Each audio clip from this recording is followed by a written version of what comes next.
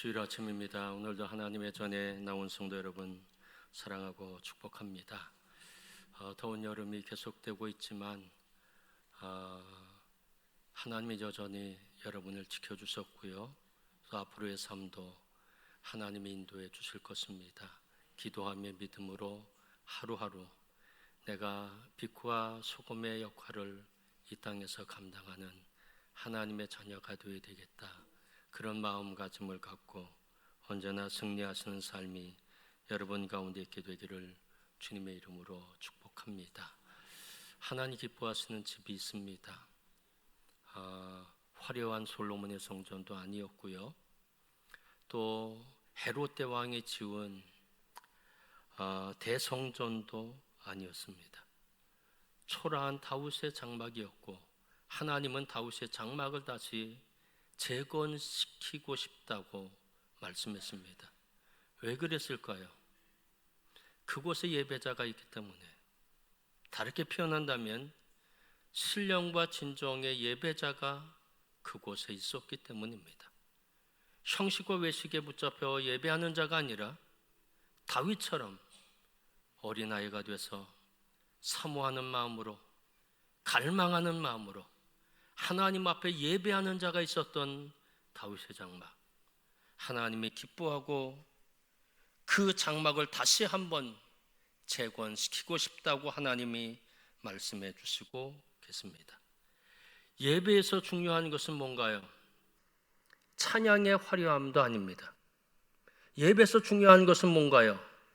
설교의 탁월함도 결코 아닙니다.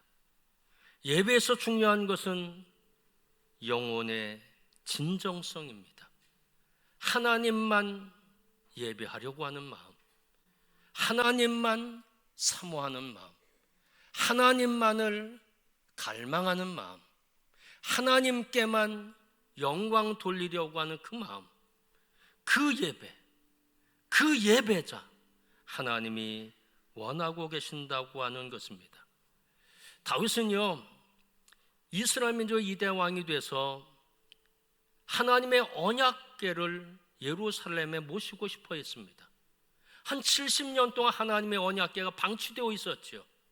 그것에 대한 안타까움을 갖고 하나님의 언약궤 다윗의 성 예루살렘에 모셔야 되겠다. 왜냐하면 예루살렘에 하나님의 언약궤가 모시는 것은 하나님이 오시는 것이고 하나님이 임재하시는 것이고 이스라엘 백성들의 마음속에 하나님이 찾아오시는 것이고 그리고 이 도성에 하나님이 임하시는 것이기 때문에 다윗은 이스라엘의 2대 왕으로 하나님의 언약궤를 예루살렘에 모시고 싶어 했습니다. 첫 번째 시도는 실패로 끝나버리고 말았습니다. 우사 때문이었습니다. 우사는요, 자신의 집에서 하나님의 언약궤로 수십 년 동안 지켜왔던 사람이거든요. 처음에는 순수한 마음이 있었어요. 예배하는 마음이 있고 경배하는 마음이 있었어요. 그러나 5년이 지나고 10년이 지나면서 신앙인이 아니라 종교인으로 변했다는 것입니다. 하나님을 예배하는 자가 아니라 하나님을 관리하는 자로 변질되어 버리고 말았다고 하는 것입니다. 하나님 말씀에 순종하지 않고 제 멋대로 하나님의 언약궤를 슐에 실어서 운반하려고 했고요. 하나님의 언약궤를 자신이 막 붙잡고 관리하려고 하지 않았습니까? 우사는요, 죽기 전 그 훨씬 이전부터 서서히 죽어가는 사람이었다고 하는 것입니다. 결국 우사는 언약궤를 옮기는 과정 속에서 죽게 되죠. 다윗은 그 모습을 보고서 두려워한 마음이 있어서 하나님의 언약궤를 오벳 에돔의 집에 모시게 됩니다. 근데 3개월 동안 오벳 에돔의 집에 하나님의 언약궤가 있었는데 그 언약궤 때문에 하나님 임재 때문에 그 집이 엄청나게 3개월 만에 복받게 된 역사가 일어나게 됩니다. 다윗은 그것을 하나님의 신호로 받아들였습니다. 하나님이 진노를 그쳤다는 신호. 그래서 3개월 이후에 그는 오벳 에돔의 집으로 이제 하나님의 언약궤를 모시러 갑니다. 이제는 실수하지 않기 위해서 레위인들, 하나님 언약궤를 메고 갈 사람들을 준비했죠. 그리고 찬양대를 준비했죠. 악기 부는 사람들을 준비했죠. 수많은 사람들, 한 3만 명 가까운 사람들, 그 사람들과 더불어 함께 오벳 에돔의 집으로 가고요. 그리고 한 13km 정도 이제 걸어서 드디어 예루살렘에 입성하게 됩니다. 사무엘하 6장 16절 말씀 다 함께 읽겠습니다. 여호와의 개가 다윗성으로 들어올 때에 사울의 딸 미갈이 창으로 내다보다가 다윗 왕이 여호와 앞에서 뛰놀며 춤추는 것을 보고 심중에 그를 업신 여기니라. 하나님의 언약궤가 예루살렘에 입성하는 것은 그냥 상자나 궤짝이 예루살렘에 들어오는 것이 아니라 다윗의 신앙과 다윗의 믿음은 하나님이 예루살렘에 지금 들어오고 계시다고 믿었다는 것입니다. 그래서 다윗은 너무 간절했던 그 하나님인데, 사모했던 하나님인데, 너무나 갈급했던 그 하나님인데, 그 하나님이 예루살렘에 들어오시니까 너무너무 좋아서 뜀박질을 하며 찬양하며 환호성을 지르며 경배하게 되었습니다. 사실 다윗 왕에게 있어서 하나님의 언약궤를 예루살렘에 모시는 것은 전능하신 하나님을 예루살렘에 모시는 것이고요, 목자 되신 하나님을 예루살렘에 모시는 것이었습니다. 다윗의 일상을 쭉 살펴보면 그는 언제나 위험 속에서 삶을 살았던 사람이 다윗입니다. 목동으로 있었을 때 뱀과 정갈이 있는 광야 속에 그가 살았고요, 그는 골리앗이 있는 전쟁터와 수많은 전쟁터에 다윗은 있었다는 것입니다. 사자와 곰이 있는 험한 산에서 머물기도 하고요, 어떤 때는 블레셋 사람들이 있는 그 곳, 정상적으로는 살 수 없어서 미친 척하고 골리앗을 내가 죽였는데 골리앗의 그 땅 블레셋 안에 들어가서 미친 척하고 삶을 살 수밖에 없었다는 것입니다.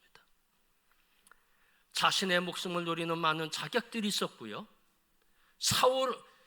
다윗을 죽이려고 하는 사울 왕의 집요한 계획이 계속 되었습니다.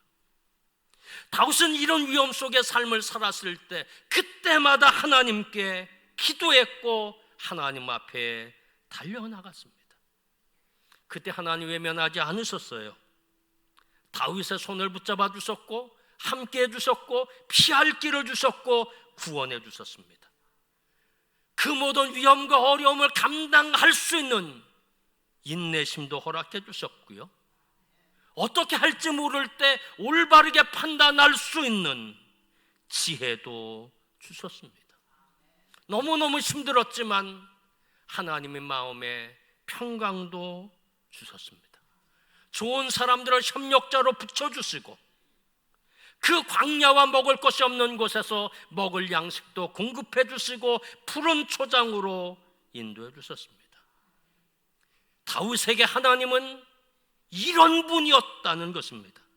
사망의 음침한 골짜기 속에서도 함께해 주신 하나님, 나를 버리지 않으시고 끝까지 붙잡으시고 은혜 베푸신 하나님, 지금 그 하나님이 예루살렘에 오시는 것입니다. 이제 그 하나님이 예루살렘에 입성하시는 겁니다.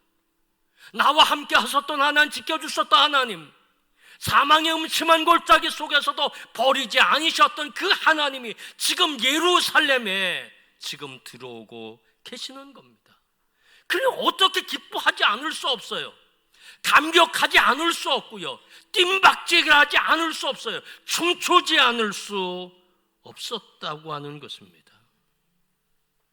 다윗 왕은요, 이 기쁨과 감격을 그대로 멈출 수가 없었어요. 그래서 다윗은 예루살렘의 하나님의 언약궤가 입성하시는 그것을 시로 표현을 하였습니다. 그것이 시편 24편의 말씀입니다. 시편 24편 7절 말씀부터 10절 말씀까지 다 같이 한 목소리로 함께 읽겠습니다. 문들아 너희 머리를 들지어다. 영원한 문들아 들릴지어다. 영광의 왕이 들어가시리로다. 영광의 왕이 누구시냐? 강하고 능한 여호와시요 전쟁에 능한 여호와시로다. 문들아 너희 머리를 들지어다. 영원한 문들아 들릴지어다. 영광의 왕이 들어가시리로다. 영광의 왕이 누구시냐? 만군의 여호와께서 곧 영광의 왕이시로다. 아멘. 지금 하나님이 들어가신다는 겁니다. 영광의 하나님이 들어가신다는 겁니다. 문들은 머리를 들라는 겁니다. 모든 문지기들에게 명령합니다. 성문을 열라는 것입니다. 모든 집집의 문들을 다 열라고 하시는 것입니다. 그리고 당신들의 마음의 문을 활짝 열라고 하는 것입니다. 문들아 너희 머리를 들지어다. 문에 머리가 있습니까? 문에 머리가 없습니다. 다윗이 말하는 문은 이스라엘 백성을 의미하고 있다는 겁니다. 모든 백성에게 외치고 있는 것입니다. 당신들의 문을 열으십시오. 당신들의 마음의 문을 여십시오. 당신들의 심령의 문을 여십시오. 주님이 들어갔습니다. 만왕의 왕이신 영광의 하나님이 들어갔습니다. 사망의 음침한 골짜기 속에서도 함께 하시는 그 하나님이 지금 들어가십니다. 문을 여십시오. 문을 여십시오. 문을 여십시오. 다윗은 그렇게 외치고 있는 것입니다. 다윗은요, 형식적으로 하나님의 언약궤를 예루살렘에 안치한 것은 결코 아닙니다. 하나님이 왕이시고 하나님이 영광 받으셔야 하고 하나님이 임재하셔야 이 예루살렘과 내가 살 수 있다고 하는 그런 믿음을 갖고 바로 다윗은 그 하나님을 예루살렘에 모신 겁니다. 여러분, 다윗 생애의 최고의 날이 언제였을까요? 골리앗과 싸워서 이긴 날일까요? 그때 다윗이 춤춘 적이 있어요? 다윗이 이대 왕이 됐을 때, 그때 내 생애 가장 최고의 날이라고 했을까요? 아니에요. 그는 덩실덩실 춤을 춘 적이 없습니다. 다윗 생애의 최고의 날은 하나님이 예루살렘에 입성하신 날이라는 겁니다. 하나님의 임재하신 날, 그 날이 그의 생애 최고의 날이었고, 그래서 그는 뜀박질을 하며 찬양하며 경배하며 하나님 예배했다는 것입니다. 영원하신 하나님이 이제 이스라엘과 함께 해주실 것이고, 전능하신 하나님이 이제 예루살렘을 지켜주실 것이고, 영광의 하나님이 살벌한 전쟁 속에서도 반드시 도와주실 것이라는 겁니다. 왜냐하면 만왕의 왕이신 하나님, 전능하신 하나님, 전쟁에 능하신 하나님, 영광의 하나님이 예루살렘에 이제 임재하시기 때문이라는 겁니다. 다윗은 시편 24편에서 하나님을 영광의 하나님이라고 고백하고 있습니다. 시편 24전 7절 말씀부터 10절 말씀까지 4절입니다. 이 4절 가운데 하나님을 영광의 하나님이라고 하는 표현을 5번이나 쓰고 있습니다. 하나님은 영광의 하나님이라고 하는 것입니다. 무슨 의미일까요? 하나님만이 영광 받으셔야 한다는 겁니다. 하나님만이 영광 받으시기에 합당하신 하나님이시라는 것입니다. 하나님만이 박수 받으셔야 되고, 하나님이 내가 춤을 출 때 그 춤을 받으셔야 되고, 하나님만이 예배를 받으셔야 하고, 하나님만이 경배를 받으셔야 한다는 겁니다. 인간이 받아서는 안 된다는 겁니다. 왕인 나이지만 내가 받아서 안 된다는 것입니다. 하나님이 모든 것을 다 하셨고 하나님만이 영광을 받으셔야 한다는 것입니다. 다윗은요, 이런 순수함이 그에게 있었다는 겁니다. 내가 받을 수 있잖아요, 영광. 박수 받고 싶잖아요. 그러나 그 모든 것을 다 포기했어요. 하나님 당신만이 영광 받으시기에 합당하신 하나님이십니다. 당신만이 환호성을 받으셔야 하고, 영광이 하나님 당신만이 예배를 받으셔야 되고, 당신만이 경배를 받으셔야 한다는 겁니다. 다윗 왕은 어떻게 했나요? 계급장 다 떼어버렸어요. 다윗 왕은 어떻게 했나요? 왕복을 벗어버렸어요.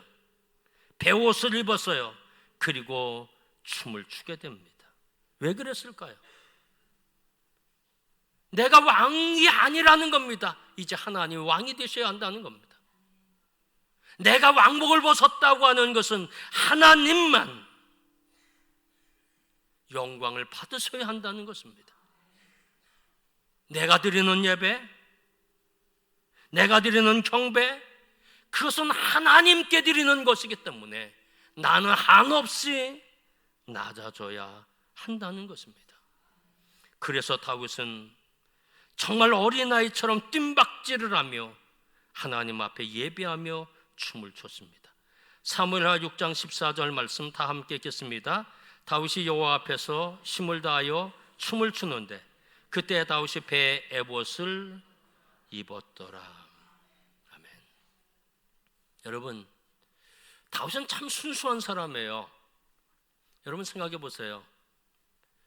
하나님의 언약궤가 지금 다윗 성으로 들어가고 있어요. 물론 그 이전서부터 막 경배하고 막 춤을 췄지만 너무너무 기쁜 거예요. 자신의 계급장을 다 떼어버려요. 어린아이처럼 춤추고 있어요. 그것은 바로 하나님의 언약궤를 모시는 것은 종교 수행이 아니라는 것입니다. 나는 국가 행사를 하는 것이 결코 아니라고 하는 것입니다. 사랑하는 성도 여러분, 예배라고 하는 것은 뭡니까? 목사가 직무 수행하는 것이 예배입니까? 장로님과 권사님과 집사님과 성도들이 종교 활동하는 것, 그것이 예배입니까? 아니라고 하는 것입니다. 예배는 하나님 앞에 서는 것입니다. 예배는 하나님 앞에 있는 것입니다. 여호와 앞에서, 다윗이 여호와 앞에서 힘을 다하여 춤을 췄다고 성경은 말씀해 주시고 계십니다. 우리는 지금 누구 앞에 있습니까? 목사 앞에 있습니까? 장로님 앞에 있습니까? 권사님 앞에 있습니까? 아니라고 하는 것입니다. 여러분 모두는 하나님 앞에 있는 것입니다. 목사도 하나님 앞에 있는 것이고, 장로님도 하나님 앞에 있는 것이고, 여러분도 똑같이 하나님 앞에 있는 것입니다. 이것이 예배입니다. 계급장을 떼어야 합니다. 목사가 영광 받으려고 해서 안 되고, 장로님이 박수 받으려고 해서도 결코 되지 않습니다. 성도 여러분이 누구로부터 칭찬받으려고 해서도 결코 되지 않습니다. 계급장을 다 떼어야 합니다. 우리는 예배자이기 때문이라고 하는 것입니다. 사랑하는 성도 여러분, 다윗은 예루살렘 모든 사람들에게, 모든 문지기들에게 외칩니다.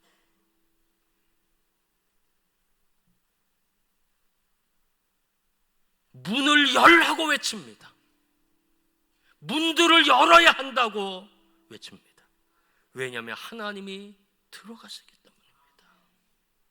목사는 설교자가 아닙니다. 예배자입니다. 목사의 마음이 열려야 합니다. 성도 여러분은 설교를 듣는 사람이 아닙니다. 예배자입니다. 예배자로서 마음의 문이 활짝 열려야 합니다. 주님이 들어가시기 때문입니다. 주님이 임재하시기 때문이라고 하는 것입니다. 하나님이 우리 교회에 들어오시도록 성전의 문이 활짝 열려야 합니다.